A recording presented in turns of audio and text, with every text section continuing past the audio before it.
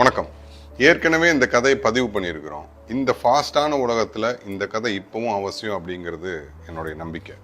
கேட்காதவங்க கண்டிப்பாக கேளுங்க, கேட்டவங்க மறுபடியும் கேளுங்க, தப்பில்லை. ஒரு ஊரில் ஒரு ராஜா இருந்தார். ராஜாவுக்கு 4 மனைவிகள். ராஜா மரணப்படுக்கையில் இருந்தார். இறந்ததுக்கு அப்புறம் இருக்கிற வாழ்க்கையை நினச்சி ராஜா ரொம்ப டென்ஷனில் இருந்தார். நம்ம எல்லாருமே பேசுவோம் இல்லையா, இறந்ததுக்கு அப்புறம் எப்படி இருக்கும் அப்படிங்கிற லைஃப்பை நம்ம எல்லாருமே பேசியிருப்போம், இல்லாட்டி யோசிச்சிருப்போம். அதே மாதிரி தான் ராஜாவும் யோசிச்சுட்டு ரொம்ப டென்ஷனில் இருந்தார். ராஜாவுக்கு 4வது மனைவியை ரொம்ப பிடிக்கும். ரொம்ப எக்ஸ்பென்சிவான விலை உயர்ந்த ஆபரணங்கள் எல்லாம் வாங்கி கொடுத்து அழகு பார்ப்பார். அவங்கள கூப்பிட்டு கேட்டார், நான் இறந்ததுக்கு அப்புறம் என் கூட நீ வருவியா, ரொம்ப பயமாக இருக்குது அப்படின்னு சொல்லி கேட்டாங்க. அதுக்கு அந்த மனைவி வர முடியாது அப்படின்னு டப்புன்னு சொல்லிட்டாங்க. ராஜாவுக்கு 3வது மனைவி மேலேயும் ரொம்ப பிரியம் இருக்குது. மற்ற மன்னர்கள் இளவரசர்கள்ட்ட எல்லாம் 3வது மனைவி பற்றி ரொம்ப பெருமையாக சொல்லி பேசிக்குவார். அந்த 3வது மனைவி கூப்பிட்டு கேட்டாங்க, நான் இறந்ததுக்கு அப்புறம் நீங்கள் வருவீங்களா அப்படின்னு. அதை கேட்ட 3வது மனைவி, அப்படியெல்லாம் நான் வர முடியாது, இன்ஃபேக்ட் நீங்கள் இறந்ததுக்கு அப்புறம் நான் இன்னொரு கல்யாணம் கூட பண்ணிப்பேன் அப்படின்னு ரொம்ப ஸ்ட்ராங்காக சொல்லிட்டாங்க. ராஜாவும் மனுஷன் தானே, பயங்கரமான டென்ஷன் மன உளைச்சல் எல்லாம் வரத்தானே செய்யும். அந்த மாதிரி டென்ஷன் மன உளைச்சல் எல்லாம் இருக்கிறப்பெல்லாம் 2வது மனைவி ரொம்ப பக்கபலமாக நின்றுருக்காங்க. அவங்கள கூப்பிட்டு கேட்டாங்க, நான் இறந்ததுக்கு அப்புறம் நீ வருவியா அப்படின்னு கேட்டதுக்கு அவங்க சொன்னது, அப்படியெல்லாம் என்னால் வர முடியாது, நான் வேணா உங்களுக்கு வேண்டி ஒன்று பண்ணுறேன், உங்களுக்கு நல்ல ஒரு நல்ல ஒரு ஃபியூனரல் ஆர்கனைஸ் பண்ணி தர்றேன், அவ்வளோதான் என்னால் பண்ண முடியும் அப்படின்னு சொல்லிட்டாங்க. நீங்கள் எங்கே கூப்பிட்டாலும் நான் வர்றேன் அப்படின்னு ஒரு சத்தம் கேட்டுது. அது யாருன்னு திரும்பி பார்த்தா ராஜாவுடைய முதல் மனைவி.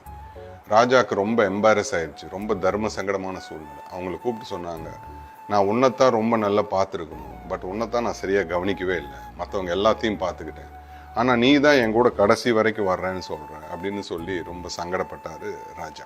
நான் ராஜான்னு சொன்னது நம்மளை தான். நம்ம எல்லாருக்குமே 4 மனைவிகள். 4வது மனைவின்னு நான் சொன்னது நம்மளுடைய உடம்பு. அந்த ராஜா விலை உயர்ந்த ஆபரணங்களை 4வது மனைவிக்கு கொடுத்து அழகு பார்ப்பாருன்னு சொன்னேன். நாமளும் விலை உயர்ந்த எக்ஸ்பென்சிவான ட்ரெஸ்ஸு போட்டுக்குவோம், ஜுவல்லரிஸ் போட்டுக்குவோம் நம்ம உடம்புல. ஆனால் அந்த 4வது மனைவி வரமாட்டேன்னு சொன்னாங்க. அதே மாதிரி நாம் இறந்தா நம்ம உடம்பு நம்ம கூட வராது. 3வது மனைவின்னு நான் சொன்னது நம்மளுடைய சொத்து சுகங்கள், வீடு, கார், பங்களா, இதெல்லாம் தான்.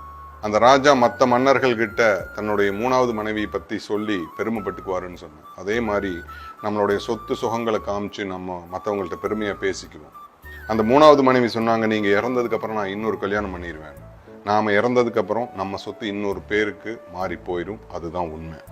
அந்த 2வது மனைவியை ரெப்ரசன்ட் பண்ணுறது நம்மளுடைய சொந்த பந்தங்கள், ஃபேமிலி அண்ட் ஃப்ரெண்ட்ஸ். ஒரு பிரச்சனைனா வருவாங்க, நிற்பாங்க, சார்ட் அவுட் பண்ணுவாங்க, பட் போயிடுவாங்க. முதல் மனைவி நான் எங்கே போனாலும் உங்கள் கூட வரேன்னு சொன்னது நம்மளுடைய ஆன்மா. எஸ், நம்ம உடம்பு ரொம்ப முக்கியம். நல்ல எக்ஸ்பென்சிவான ட்ரெஸ்ஸு, விலை உயர்ந்த ஆபரணங்கள் எல்லாம் போடுறதுக்கு உடம்பு ரொம்ப முக்கியம். உடம்பை நல்லா பார்த்துக்கலாம். சொத்து ரொம்ப அவசியம்தான், அதுக்காக சொத்து மட்டுமே வாழ்க்கை கிடையாது. சொந்த பந்தங்கள் எல்லாத்தையும் ரொம்ப நல்லா மதிக்கலாம், நல்லபடியாக நடத்தலாம். எல்லாத்த விட முக்கியம் நம்மளுடைய ஆன்மா. எப்பவுமே கொஞ்சம் தனியாக இருக்கிறதுக்கு முயற்சி பண்ணுங்க. எல்லா நாளும் ஒரு 15 நிமிஷம் அமைதியாக இருக்கிறதுக்கு முயற்சி பண்ணுங்க. கண்ணை மூடி யோசிங்க. ஒரு அமைதி வாழ்க்கைக்கு ரொம்ப முக்கியம். மெடிடேட் பண்ணுங்க. எந்த சாமியாக இருந்தாலும் கும்பிடுங்க. யாருமே யாருக்குமே கெட்டது நினைக்க மாட்டாங்க. இந்த பதிவுலேருந்து நமக்கு கிடைக்கக்கூடிய மாரல், உள் மனசு நம்ம கிட்ட பொய் சொல்லாது. நாம வேணா நிறைய பொய் சொல்லுவோம். நமக்குள்ள நாம கேள்வி கேட்கிற போது அமைதியான அந்த உள் மனசு ரொம்ப சரியா சில விஷயங்களை காட்டி கொடுக்கும்.